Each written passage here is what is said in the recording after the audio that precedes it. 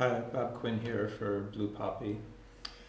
One of my interests in Chinese medicine, and this is certainly a fascinating field to be in, and you can have many interests, is Dreamwork.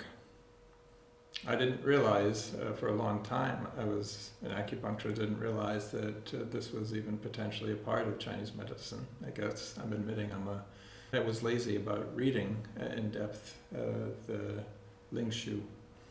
But in Ling Shu chapter 43, I recommend Paul Unschuld's translation. There's no way to read that and other than understanding that Chinese medicine used dreams in the Han period, in Han Dynasty, diagnostically. If you go through the chapter, you'll see if this image comes up in a dream, it means the liver is deficient, or this other image, the liver is in excess, or this yet another image, the kidney is deficient. And it goes through various images for all the organ networks, as we call them. So in other words, diagnostic significance is being made from dream images. Well, first thing you have to notice is that there's a very few number of images mentioned. We've got the 12 organ networks, and in some cases more than one image is given for excess or deficiency of that organ network. But you end up with just a few handfuls of images. And what I can say from now, I started Dreamwork in 92 or 93, somewhere in there, with Jeremy Taylor, who's a wonderful scholar of all sorts of dream work, but mainly Jungian. His work he called projective dream work, by the way, and his website is still up, although he passed a year ago. Quite sad for me to not have him. This, you can't do dream work with such a few images as are mentioned in this chapter in the Ling Shu. But as Heiner Fruhoff, a noted sinologist and clinician, always makes the point that ancient Chinese medicine, he says, is an ancient symbol science. Even where it says something, I'm looking at a blackboard and it has bihubbing on it, you can't see it. Even where you see, like if you have these symptoms, this is lily disease, bihubbing, and you give a lily bulb formula. Well, even in that black and white, seemingly black and white instance, for Heiner's understanding, that doesn't mean literally Baihe. It means Baihe or something like it. So in similar fashion, these images, if there are strange flying things in your dream, and we're associating that with the metal element, well, other things that would be obvious associations with metal. The whole dream happens on the West Coast. The whole dream, there's white, white, white, white everywhere. Many different ways that metal can be emphasized in a dream.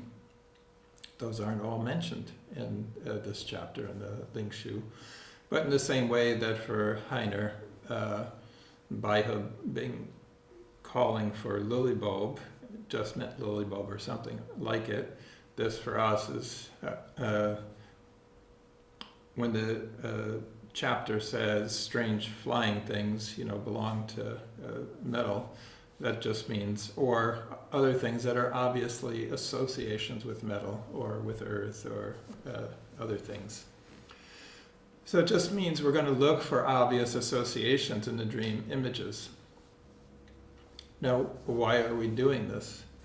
Are we trying to shoehorn Jungian therapy into Chinese medicine where it doesn't really properly belong, I suppose you could argue? No, we're trying to gain insights into our patients that are not so obvious, perhaps from the interview, from our palpation exams and so on. And we're also, in looking at the dream images, acknowledging that the 8 hours they spend asleep every night, that this is not insignificant, what happens there. The dreams that are the images coming up from the deeper unconscious layers, these quite possibly have great clinical significance if we have the eyes to see them. But we have to understand they always are symbolic. Now, Jeremy Taylor's work was always really done, well, not always, but he would design it for group work. Well, we can't really do that with our patients. We're alone in a room with them. All we have is our one perspective. Maybe they can join in and offer another perspective. They are the dreamer, in other words. And they would have insights. But they don't know Chinese medicine. That's the downside. So we're a little bit hampered compared to working in a group where you have 30 people offering insights into a given dream. So that should give us a little bit of caution. We might have our pet theories in Chinese medicine. We don't want to see every dream as talking in terms of our pet theory. We have to be cautious. And one way of respecting that is to look for repeated themes. So I started, as I said, in 92 or 93, studying Jeremy Taylor's projective dream work. This was in the context of a men's dream group in Eugene, Oregon. I wasn't a practitioner yet. I went to school in 95. And I learned this process of going through a dream, and it was very helpful to me, but it wasn't until years later, I'm guessing about 8 years ago, maybe 9 at the most, that I first became aware of this chapter in the Ling Shu. But first, it kind of burst into my awareness with this one dream of a patient. Now, at Blue Poppy, we have a continuing ed course that I offer on dreams, and I do tell this story there. But since it's the first, and it was in its own way spectacular, I'll tell it here because I find it an interesting one. In Jeremy Taylor's books, in one book, he has the story of a young seminarian who, in a dream group, has only one tiny fragment of a dream, and the group just teases it out with clarifying questions and so on. There's this whole process. And it ends up changing his life completely and utterly, leaving the seminary, acknowledging for the first time to himself that he was gay, and changing his whole career orientation, all from starting with a tiny fragment of a dream. I leave it to you to investigate that further in Jeremy's book, this fascinating story. So this story I'm telling is about a young woman coming to a group acupuncture shift at the college where I supervise, NUNM. And her chief complaint was anxiety. And it was quite severe. Many days she couldn't leave the house. She was just too intimidated to go out into the public. And she would come sporadically, certainly not every week. And the interns were trying to help her, and I think they had succeeded in a small measure. And after, I don't know, I think it was 4 or 5 months, something like that, she said one time when she came, I'm thinking of applying to a master's program in transpersonal psychology. I thought, wow, that's a big step when we can't even reliably get you outside your door every day. I, to this day, don't know what prompted me to ask the question I asked, because I certainly had no prior thoughts about bringing my dream interest into Chinese medicine. I thought they were two entirely separate interests of mine. And the needles were already in. The intern and I had decided what to do. The needles were in, and I turned to go away, and I turned back to her and I said, have you had any dreams lately? Well, she said, she seemed to hesitate a bit, but said no. And so I turned to go away, and then she said, well, just a fragment. I immediately thought of Jeremy's, the story in his book. And I said, well, what is the fragment? And she said, a snake on a road. Well, remember, this is a group acupuncture shift. We usually would have 22 people visit us, and 4 hours, the whole thing was really moving fast. And so I asked some quick clarifying questions, and you can take a moment, pause this, ask yourself, what clarifying questions would you ask? And it had to be quick, so I inquired about the road. Is it a paved road? Is it a dirt road? Does it look abandoned, traveled? She said, it's a dirt road. I said, are you in a city or out in the country? She said, not a city. I said, are there trees around? Yeah. Do you see green on the trees? Yes. Any buildings? No. Are you frightened of the snake? No. Is the snake unusually big or small? No. It's just a normal snake, 3-4 feet, whatever. And are you facing it? What is it doing? And it just said, it's just looking at me. We're basically eyeball to eyeball, not in close proximity where you have distance between us, but where our eyes are locked. And I said, does a snake have colors? Immediately said, yes, green and yellow.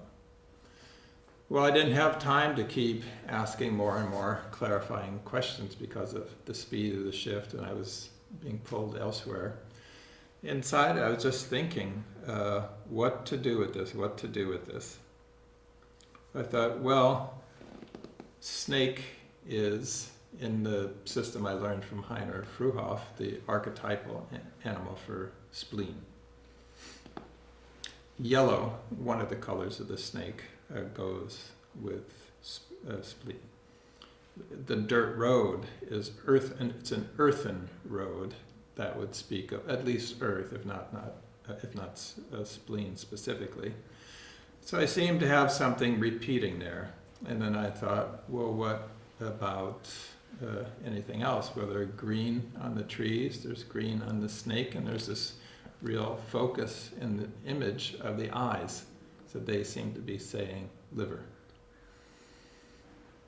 So I have spleen or earth, liver or wood, and I thinking, well, is this should I be thinking of a wood point on an earth channel, an earth point on a wood channel? Then I thought, well, liver 3 is the earth point, and the meaning of Tai Chong is great thoroughfare. Well, this snake is on a road. It's not a great highway, thoroughfare, but it's a road, so maybe that's appropriate. And so I said to the patient, I'm going to put one more needle in, and I think I did the right side. I'm not sure of my thinking at that point. Maybe I palpated. And I put one more needle in, and I said to her, I think this has something to do with your dream. Pay close attention here. Well, maybe 20 minutes later, I noticed the student had gone over and was removing the needles, and that the patient wasn't getting up from the Chase Lounge. She was just there. It seemed like she was waiting to say something to me. So when I had a moment, I went back over and I said, I'm curious if that needle had anything to say to you. And her eyes just bulged, bugged out. She said, I became the eyes of the snake. And you could see she was shaken to her core, and I got rocked back on my heels. Whoa. Something just happened here. It was clearly significant for her, and it was significant for me as well. And I wondered, has this been going on all the while with patient dreams, and I've just been utterly blind to it? Could I have been investigating this all along? Well, I'm not sure in my memory if that patient came back. I think she came back one more time to more or less say goodbye. And as she was off, I didn't see her. I'll finish the story. She does come back at one point. And I started asking all patients in my private practice and my shifts at school if they had any recent dreams or dreams that seemed big for them. And it's just fascinating. Dozens and dozens and dozens, and so many interesting connections being made for me, that it wasn't all about the organ networks, and it wasn't all 5-phase. Sometimes it's yin-yang, sometimes sun-jiao theory comes up.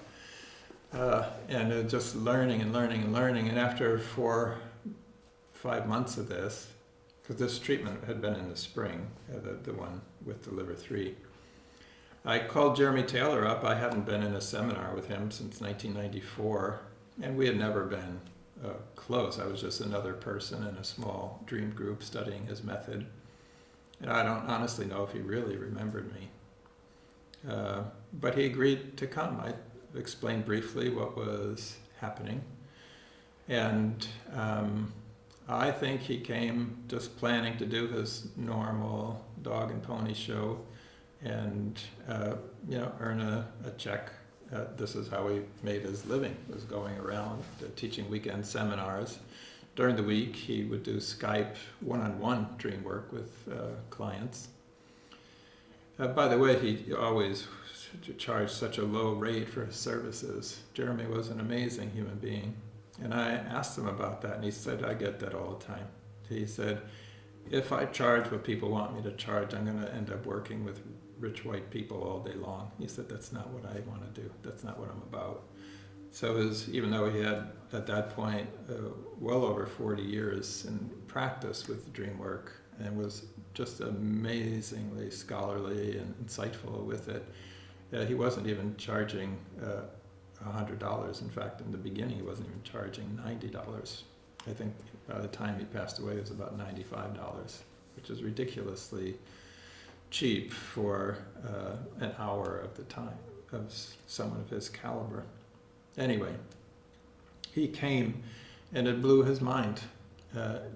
He couldn't stop talking about it because the room was filled almost with acupuncturists. A few of them brought patients who were not trained in acupuncture.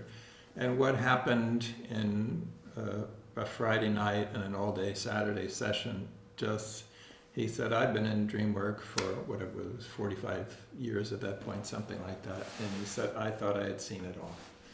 And that the language of Chinese medicine shows up reliably in dream after dream after dream, and that you folks can all see the same layer of meaning is just astonishing, and it still astonishes me. So Jeremy left that Saturday night, and Monday morning I was in the university administration building. I'm rarely over there. I didn't know where the different offices were located. And someone passed by, and I said, do you know where the registrar is? And she said, I think it's down there on the left. And I continued to go, and I said, wait a second. You used to come to my group acupuncture shift. She said, yeah, Dr. Quinn, hi, how are you? I said, you had that wild dream about the snake. She said, you wouldn't believe what happened. She said, it shook me so much, I had to go out on a walkabout. She just got in her car, left Oregon, and just drove and was gone for weeks and weeks and weeks. At one point, she said, I was driving on a dirt road, remember from the dream, through the Arizona desert, and a giant snake. She said, I was going slow. This giant snake crawled right across the road in front of me. She said, I pulled over and I followed it through the desert. Well, first of all, does that sound like someone who's so anxious they can't leave their home? Obviously, already a lot had changed for this dreamer. And she said, in following this snake, almost like a cosmic download, I think was her phrase, it just occurred to me that I wasn't supposed to study transpersonal psychology, I was supposed to study Chinese medicine. She was in the administration building because, unbeknownst to me, she had already applied and been accepted to the program. But she was there to put it on hold because she had just learned she was pregnant. And so that gives some sense of the transformative potential of dreams. And I don't want to take more time. I know these YouTube videos, we try to keep them brief. And I am going to put up a few others, each with a single dream. So just to emphasize a key point, we're looking for repeated themes. You saw me go through and look for, we had earth emphasized in 3 ways, wood emphasized in 3 ways. That's the kind of thing you want to do so that you're on firm ground. In other words, if there's one white thing in a dream, I don't think it's a good idea to be thinking about metal or lung or anything of that sort. You need, if it's important, it will be a repeated theme. And don't get hung up to always look for yin-yang, always to look for 5 phases, always to look for sanjiao. Be open. Let the dream speak to you.